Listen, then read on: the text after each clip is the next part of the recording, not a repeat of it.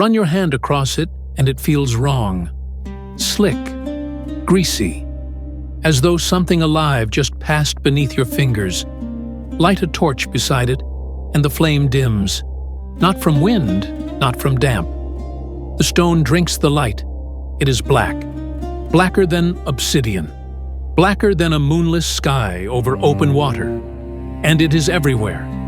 On the Iron Islands, in the oldest city in Westeros, in a dead city on a jungle continent where no plant dares to grow, in a port at the edge of the known world where no child has ever been born. The same stone, the same feeling, and no civilization in the history of the known world can explain who put it there. So what is the oily black stone? Welcome to Westeros Within, where we journey into forgotten ages, hidden legends, and ancient mysteries. When the first men crossed the sea to the Iron Islands thousands of years ago, they found something waiting for them on the shore of Old Wick. A throne, carved from a single immense block of oily black stone shaped into the form of a great kraken. Massive, ancient, utterly unlike anything the first men had ever built. No man could say who had carved it. That is the Seastone Chair. It became the seat of every king the Ironborn have ever crowned. Their entire civilization was built around a throne that was never theirs. It was simply there, already old when the oldest thing they knew was young. And whoever carved a kraken into that stone understood the sea in a way no surface-dwelling people ever have. That detail matters. Because the Seastone Chair is not the only piece of this stone in the world. It is not even close. Thousands of leagues to the south, on the jungle continent of Sothorios, there is a city called Yeen. It is built entirely of oily black stone, massive blocks, so large that a dozen elephants could not move a single one. The city has been abandoned for longer than anyone can remember. And in all that time, in the thick of a jungle that swallows everything, not a single vine, not a single root, not a single blade of grass has crept inside. Nymeria of the Rhoynar brought her people there during the Great Exodus. She called it a city so evil that even the jungle will not enter. Her settlers were attacked by things in the dark. A later expedition found that every man, woman, and child had vanished without a trace. Now, look east, far east, to the edge of the Shadowlands, where the Ash River meets the Jade Sea. Asshai, an entire city of greasy black stone. Every building, every street, every wall.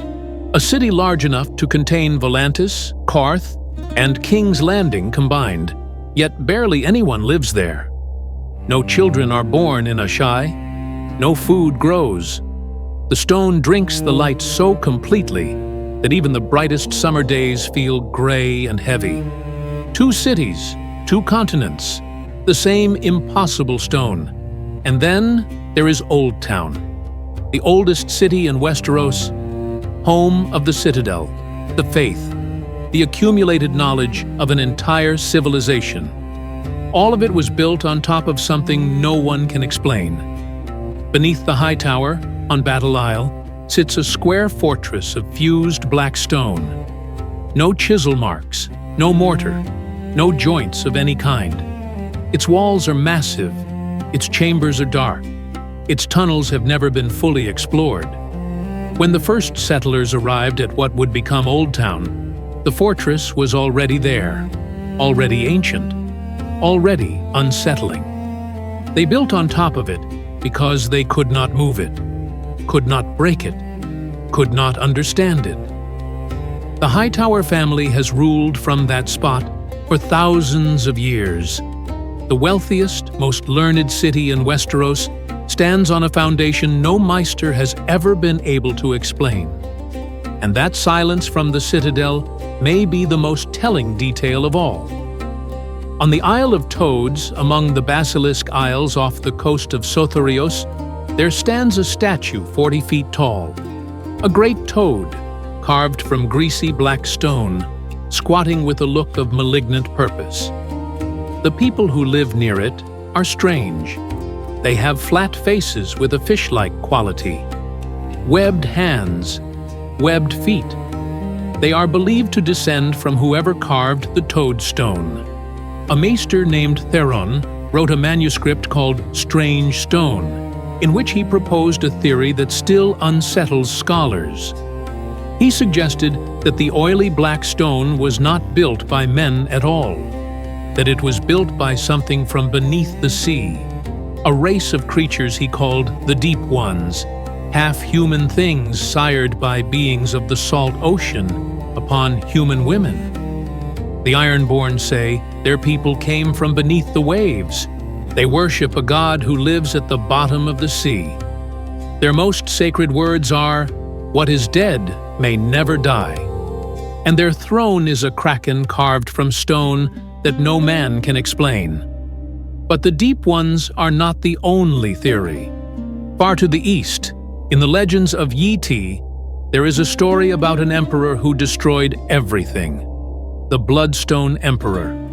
He murdered his sister, the Amethyst Empress, and seized her throne. He practiced necromancy. He took a tiger woman for his bride, and he cast down the true gods to worship a black stone that had fallen from the sky. He built a religion around it, the Church of Starry Wisdom.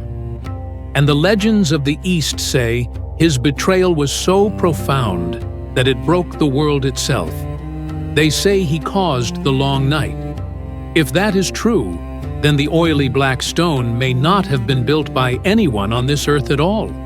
It may have arrived from somewhere beyond the stars, and the civilizations that encountered it did not create the darkness that follows it everywhere. They found it, and the darkness was already inside. That is what makes the oily black stone different from every other mystery in this world. It is not a weapon someone forged. It is not a substance someone brewed. It is not an object that belongs to a single story or a single place. It is the ground beneath the story. The Ironborn built their kingdom on it. The Hightowers built the greatest city in Westeros on it. The warlocks and shadowbinders of Asshai built their entire tradition on it. And in the jungles of Sotharios, a city made of it sits empty, waiting, refusing to let the world reclaim it. The Maesters have no answer. The children of the forest left no record of it. Even the Valyrians, who could fuse stone with dragonfire, never claimed to understand it. Whatever shaped the oily black stone did so before history began, before memory began, before the first word was ever carved into the first page.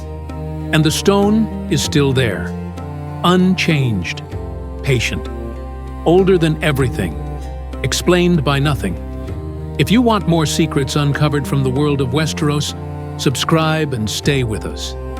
And tell me in the comments, do you think the oily black stone was built by something beneath the sea or something beyond the sky? Westeros Within. The stories they never told you.